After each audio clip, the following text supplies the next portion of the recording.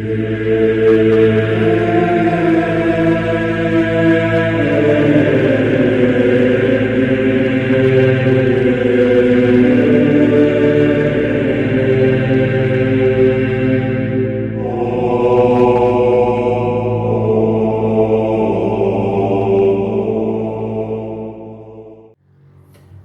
meus irmãos, sejam bem-vindos mais uma vez à nossa sequência de aulas sobre angelologia.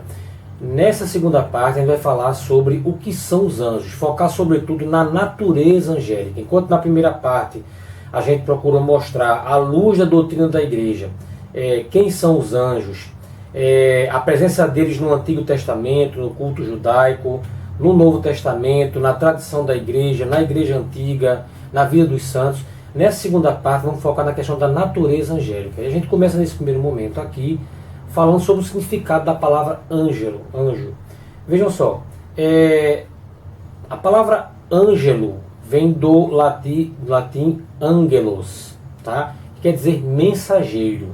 Então, quando a gente chama esses seres angélicos de anjos, na realidade a gente não está se referindo à natureza deles, a gente está se referindo à missão deles. Os anjos, como a gente mostrou na primeira aula, a missão deles sempre está associada a executar missões dadas por Deus. Então eles receberam o nome de anjos.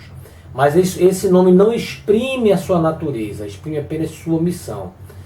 Vamos lá, começando aqui pelo livro de Daniel, capítulo 10, versículo 6. Seu corpo era como o crisólito, seu rosto brilhava como o relâmpago, seus olhos como tochas ardentes, seus braços e pés tinham o aspecto do bronze polido e sua voz ressoava como o rumor de uma multidão. Então a gente tem que tentar tirar um pouco da cabeça algo que a iconografia cristã pós-reforma protestante acabou incutindo na cabeça da gente, que é o quê? Que os anjos são aqueles bebezinhos fofinhos, lembra um cupido, né?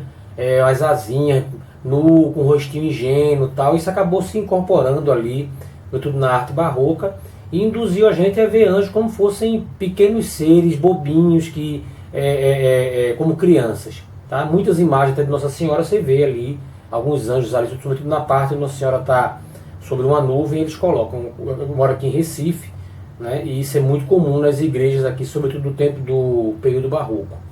Mas os anjos são seres seres espirituais, criados por Deus, não possuem corpo físico e são mais perfeitos que os homens. Bom, possuem também uma natureza preternatural. O que é preternatural? Está acima do natural, mas não são seres sobrenaturais. Só Deus é sobrenatural. Então os anjos não podem fazer tudo. Podem fazer muito mais coisas que os seres humanos, mas não podem fazer tudo. Tá? Lá no livro de Hebreus, capítulo 1, versículo 14, o que está dito aqui? Porventura não são todos eles espíritos servidores enviados a serviço dos que devem herdar a salvação? Então, mais uma vez, agora já no Novo Testamento, a gente está aqui com São Paulo mostrando para nós na carta aos Hebreus que os anjos recebem esse nome porque são espíritos servidores, eles são enviados, tá? São mensageiros. Isaías capítulo 6, versículos de 1 a 3. Viu o Senhor sentado sobre um alto e elevado trono. Os serafins estavam por cima do trono e clamavam um para o outro e diziam: Santo, Santo, Santo é o Senhor Deus dos exércitos.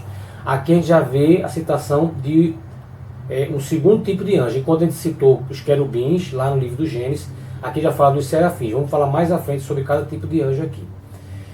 Catecismo da Igreja Católica, no número 329 e número 330, trazem uma definição bem sucinta e bem clara sobre a natureza dos anjos.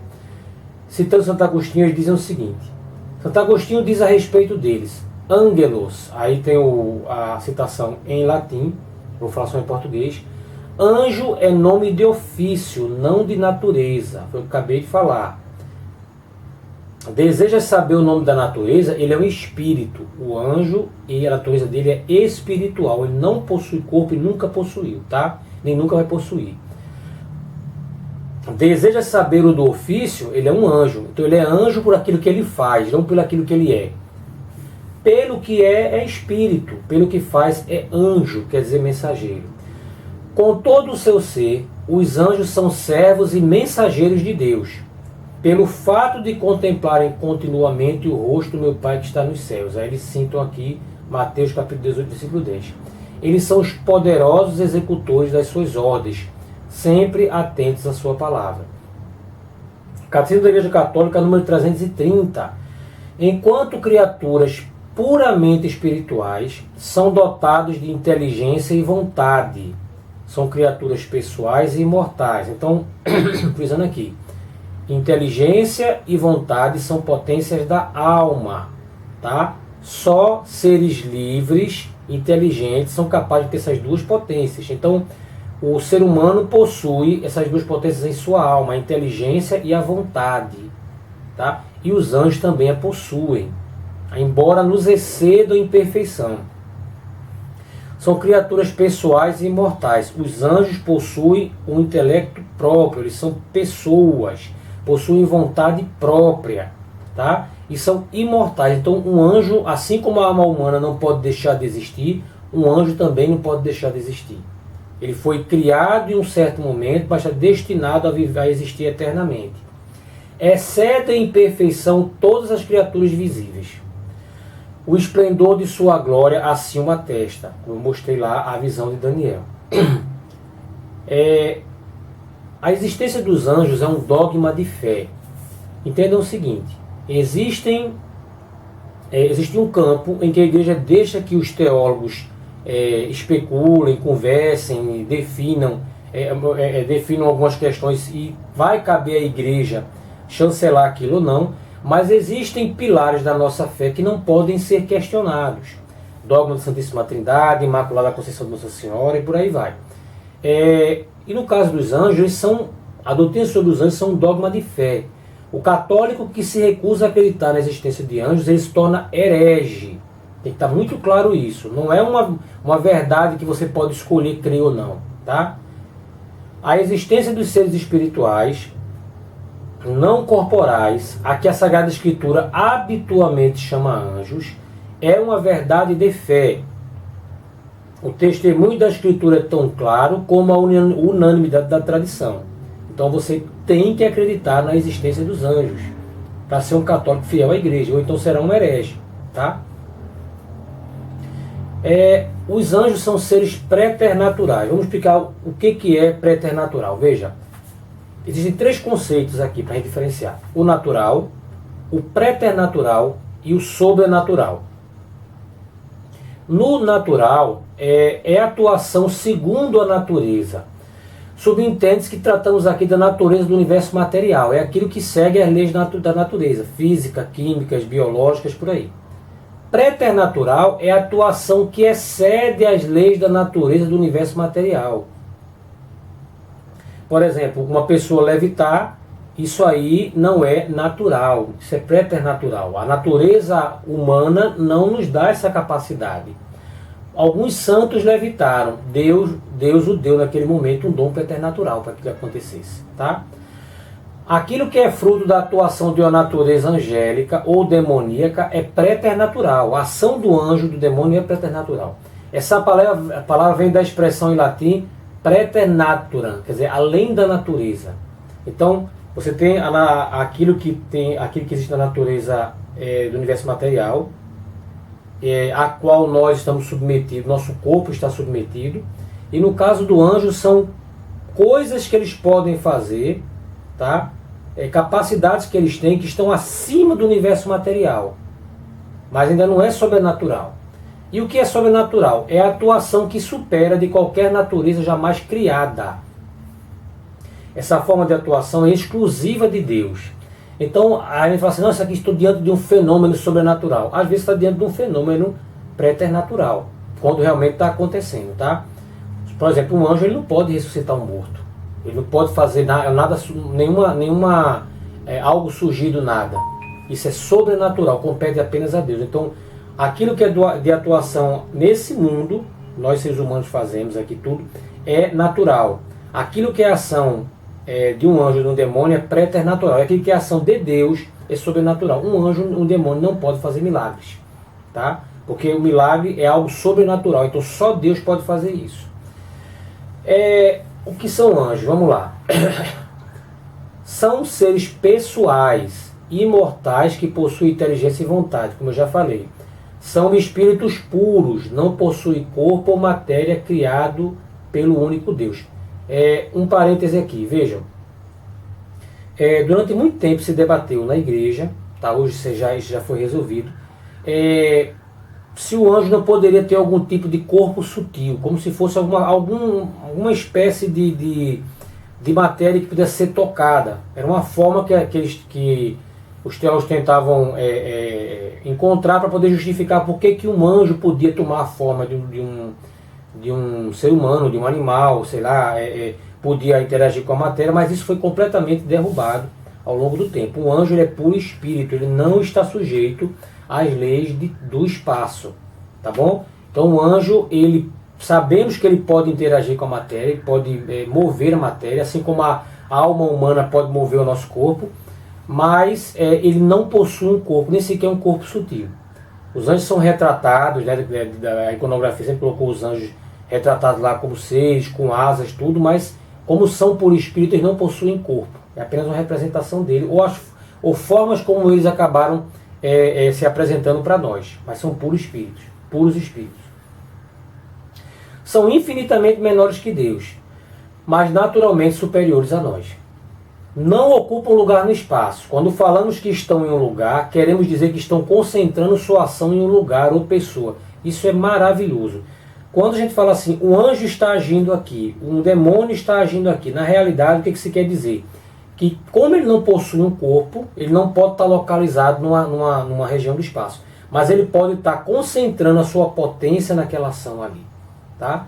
Então falar da ação de um anjo num lugar, numa pessoa, se refere não a presença dele física, no local físico, mas a ação dele está direcionada ali. Se um anjo estiver aqui e ele quiser concentrar sua ação em outro lugar, do outro lado do mundo, isso é instantâneo, porque ele não está preso ao espaço-tempo, tá bom?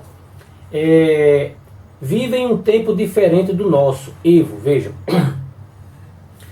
Nós vivemos no tempo Cronos, que tem começo e tem fim. Estamos submetidos às leis da física, tá? No caso de um anjo, ele é um ser que vive em um tempo que a teologia chama de Evo, quer dizer, é uma outra espécie de tempo, tá? Enquanto o Cronos tem começo e fim, o Evo tem começo, mas não tem fim, tá? Para tentar explicar melhor para você. Todos os seres materiais, eles são criados, existem por um determinado tempo e depois deixam de existir. No caso dos seres preternaturais, tá? Ou a própria alma humana também, ele é criado em um certo momento, mas nunca vai deixar de existir. Como é que a gente sabe que existe tempo no mundo angélico? Porque o que a gente vê na Escritura é que há uma sucessão de momentos, e isso é tempo. Como é que esse tempo interage com o nosso, nós não temos a menor ideia. Por exemplo, quando você fala assim que houve uma queda dos anjos, houve um antes e houve um depois. Se houve um antes e houve um depois, há tempo, tá? Vive uma outra espécie de tempo. Foram criados com livre-arbítrio, mas suas escolhas são definitivas. Os anjos, por possuírem inteligência e vontade, eles têm livre-arbítrio, tá? Mas eles não estão limitados às limitações que nós seres humanos possuímos. Então o anjo tem um conhecimento extremamente maior do que o ser humano. Então quando ele toma algum tipo de decisão, ele está muito consciente das consequências e dos benefícios daquela decisão. Vamos falar isso mais à frente quando falar em demonologia. Os anjos bons possuem a visão beatífica de Deus. Os demônios nunca tiveram. Isso aqui já é angelologia tomista. O catecismo não fala exatamente isso, mas faz todo sentido. Que eu vou explicar mais à frente. Que os anjos foram criados por Deus, mas a angelologia tomista diz o seguinte, que se um ser ele vê a Deus face a face, ele perde o livre-arbítrio. Eu vou explicar mais à frente sobre isso. Então, se há anjos que foram criados por Deus e rejeitaram a Deus, eles podem muito bem ter feito isso no momento em que eles não tiveram a visão beatífica de Deus. Então os anjos bons que existem já contemplaram a Deus face a face, não querem mais nada além dele, então praticamente não tem mais livre-arbítrio, praticamente não tem mais livre-arbítrio, porque não há mais o que escolher, enquanto o demônio jamais contemplou a Deus e por isso tomou esse tipo de decisão. Falaremos mais tarde sobre isso. Possuem perfeito conhecimento natural. Os anjos fiéis possuem também conhecimento sobrenatural, já os demônios não. O que quer dizer com isso? Existe conhecimento natural dos anjos, tá? Eles são capazes de conhecer o futuro necessário, tá? Mas o futuro contingente só se Deus revelar para ele. O que é futuro necessário? O sol vai nascer amanhã, tá? É necessário, isso vai acontecer, tá? Mas quando você fala, por exemplo, assim, fulano vai comer uma maçã. Ele pode comer uma maçã e pode não comer uma maçã. É contingente, não é um futuro contingente. Então, os anjos, por viverem em comunhão com Deus, eles conhecem o futuro natural, têm o conhecimento natural das coisas, mas o sobrenatural, isso incluiria o futuro contingente, só se Deus o revelar para eles, tá? No caso dos demônios, como não tem nenhuma comunhão com Deus, eles têm conhecimento natural, mas não têm conhecimento sobrenatural. O que os anjos não são, isso tem que estar muito claro. Não foram, não são e nunca serão seres humanos. A ideia espírita de que anjos são espíritos desencarnados, isso é mentira. Os anjos jamais tiveram corpo, jamais foram seres humanos, foram seres ou habitaram qualquer tipo de planeta. São seres criados puramente espirituais para servir a Deus, tá? Não são espíritos desencarnados, nunca viveram em corpo material, não são deuses, nem são emanações de Deus. Um anjo é uma emanação de Deus. Não, não é. Nunca foi, tá? O que os anjos podem ou não fazer? Vamos lá. Podem fazer coisas extraordinárias conforme sua natureza angélica preternatural, mas não sobrenaturais, ação exclusiva de Deus. Podem mover a matéria. Não possuem sensações corporais da matéria, como dor, frio, calor, porque eles não possuem sentidos capazes de captar essas sensações. Não podem fazer milagres, não podem prever o futuro, tá? Mas aí um parênteses, eles podem, por ser muito inteligentes, conseguir enxergar a sequência que determinados fatos podem causar determinado defeito. Eles podem sendo muito inteligentes, o ser humano tem essa capacidade, eles têm muito mais ainda, perceber, o caminho está seguindo por aqui. Então ele consegue mais ou menos ter ideia para onde essa sequência de acontecimentos pode levar, tá? Os demônios podem fazer isso também. Não podem ler pensamentos, mas podem inspirá-los. Um anjo pode, e um anjo ou um demônio pode inspirar pensamentos em você, mas jamais ler sua mente, tá? Porque aí está no santuário da alma que só pertence a Deus. Não podem agir sem permissão divina, tá bom? Os anjos só vão agir se receberem ordem de Deus, tá bom? Já os demônios não, precisam da permissão de Deus para poder fazer isso. Expliquei sobre a questão do tempo a você, né? Do que é o tempo, do tempo desse mundo, o Evo e a eternidade. Já e quantos anjos existem? Pessoal, não se sabe, tá? Agora, muitos teólogos deduzem que seu número é extremamente superior ao dos homens. Muitos chegam a dizer o seguinte, que a quantidade de pessoas que viveu desde o de Adão e Eva até hoje é inferior ao número de anjos criados. E o livro de Apocalipse, capítulo 5, versículo 11, parece apontar para isso. Ouvi a voz de muitos anjos em volta do trono, e o número deles era milhares de milhares. Os anjos podem mover a matéria. Pessoal, isso é uma verdade de fé.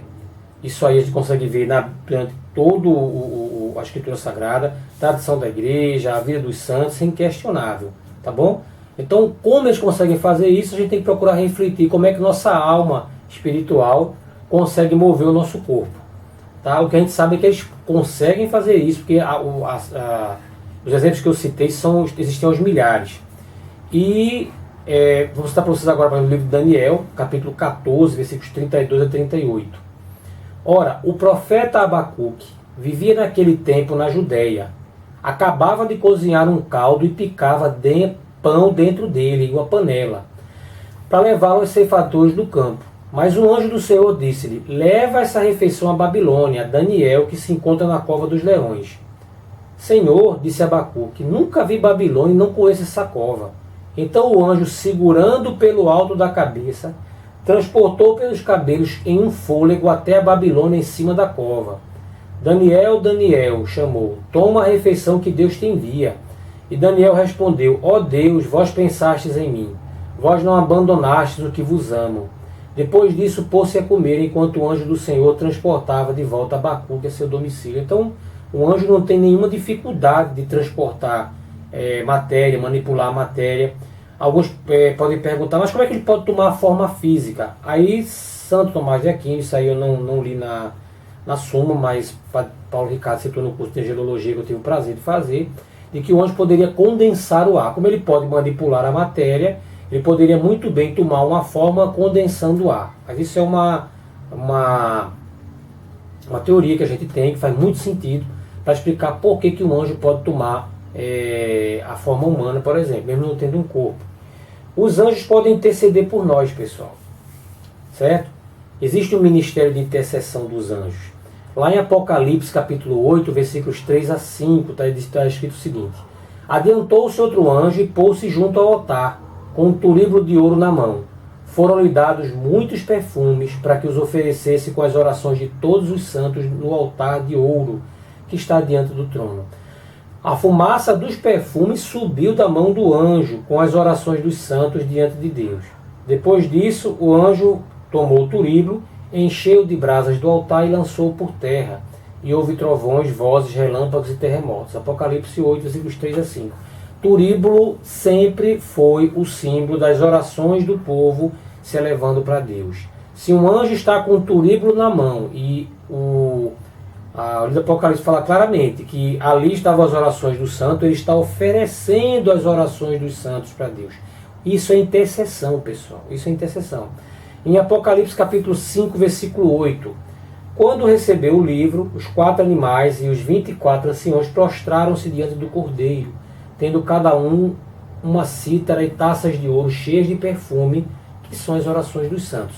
Os anjos são retratados no livro do Apocalipse em forma de animais, tá? Assim, com características bem exóticas, e como anciãos também. E aqui está lá. E eles possuíam taças de ouro cheias de perfume, tá? Para queimar ali, como incenso para oferecer para Deus. Então, a intercessão dos santos. E uma coisa, pessoal, os anjos são nossos amigos. São João Paulo II já falou sobre isso. Nós não podemos, não devemos ter medo dos anjos. São nossos amigos. Ali em Lucas capítulo 15, versículos 7 e 10. Digo-vos assim que haverá maior júbilo no céu por um só pecador que fizer penitência do que por 99 justos que não necessitam de arrependimento. Digo-vos que haverá júbilo entre os anjos de Deus por um só pecador que se arrepende. Se os anjos ficam felizes com o arrependimento e a conversão de um pecador, é porque eles nutrem muito amor por nós. Tá? A dedução aqui é clara. Os anjos como protetores dos homens. Vejam, talvez uma das figuras que mais marcou a infância de muitos católicos, muitas crianças católicas, foi aquele quadro em que você tem 2 crianças aí na beira de um penhasco sendo protegidas por um anjo. A existência de anjos da guarda é uma verdade de fé. Não é historinha de conto de fada, não. Cada pessoa tem que entender que ela é protegida por anjos. A questão se a gente tem um anjo, um grupo de anjos que protege a gente é outra coisa, mas a existência de anjos da guarda é uma verdade de fé. Vamos lá, Êxodo capítulo 23, versículos 20 a 23. Eis que eu enviarei o meu anjo que vai adiante de ti, te guarde pelo caminho e te introduza no lugar que te preparei. Salmo 33, versículo 8. O anjo do Senhor assenta os seus acampamentos em volta dos que o temem e os liberta. Mateus 18, 10. Vedes que não desprezeis a um só desses pequeninos, pois eu vos declaro que os seus anjos veem continuamente a face de meu Pai que está nos céus. Salmo 90, versículos 10 a 11. Pode ser que esse 90 seja 91 na sua Bíblia. Nenhum mal te atingirá, nenhum flagelo chegará à tua tenda, porque aos seus anjos ele mandou que te guardem em todos os teus caminhos. Eles te sustentarão em suas mãos para que não tropeces em alguma pedra.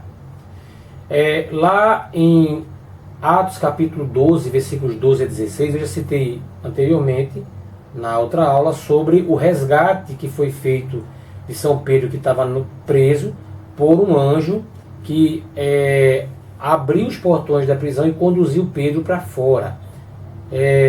Quando Pedro chega lá, a igreja estava em oração por ele. Vamos ver o que aconteceu. Refletiu um momento e dirigiu-se para a casa de Maria, mãe de João, que tem por sobrenome Marcos, onde muitos se tinham reunido e faziam oração. Quando bateu a porta de entrada, uma criada chamada Rode adiantou-se para escutar. Mal reconheceu a voz de Pedro, de tanta alegria não abriu a porta, mas correndo para dentro foi anunciar que era Pedro que estava à porta. Disseram-lhe: estás louca? Mas ela persistia em afirmar que era verdade. Diziam eles: então é o seu anjo.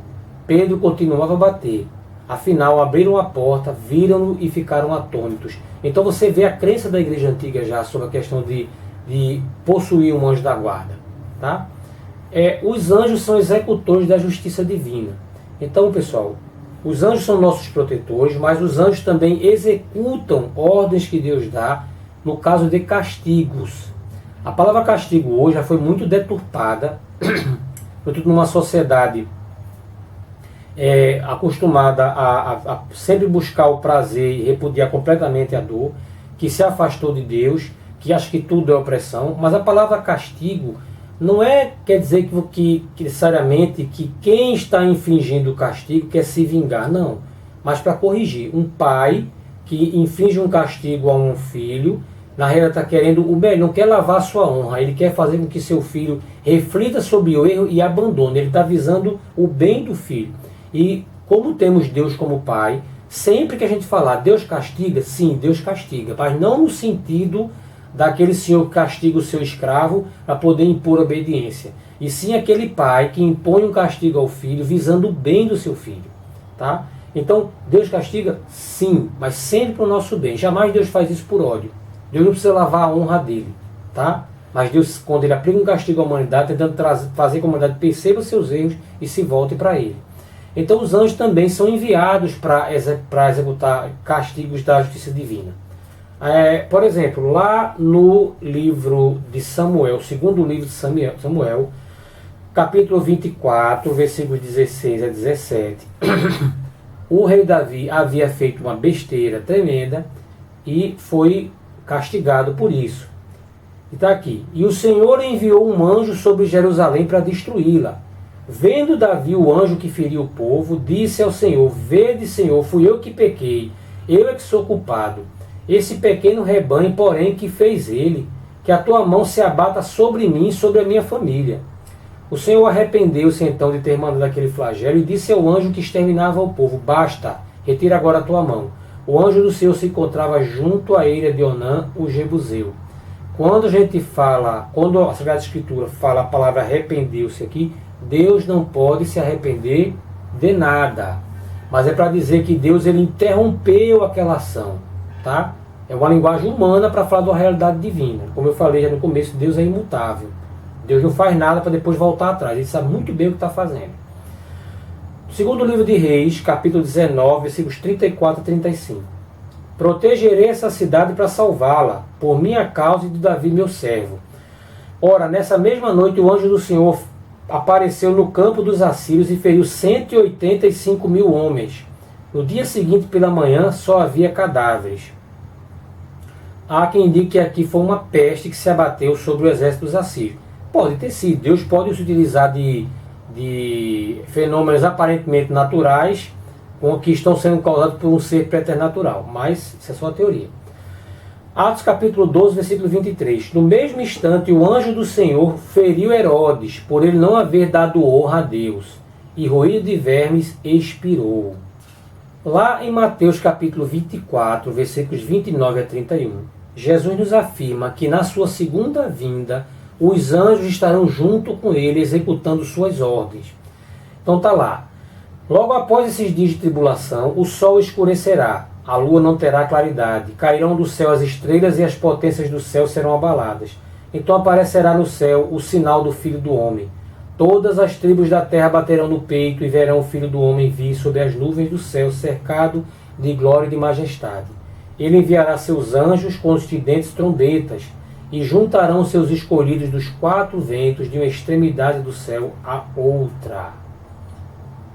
Os anjos também servem a Cristo. Jesus é o centro do mundo angélico. Não porque Jesus seja um anjo, tá? Mas os anjos o adoram. Tá? No início da carta aos Hebreus, São Paulo frisa várias vezes que Jesus não é um anjo, tá? Que ele não foi criado, já para evitar esse tipo de confusão. Lá em Colossenses, capítulo 1, versículos 15 a 17. Ele, Jesus, é a imagem do Deus invisível, primogênito de toda a criação. Nele foram criadas todas as coisas no céu e na terra, as criaturas visíveis e as invisíveis.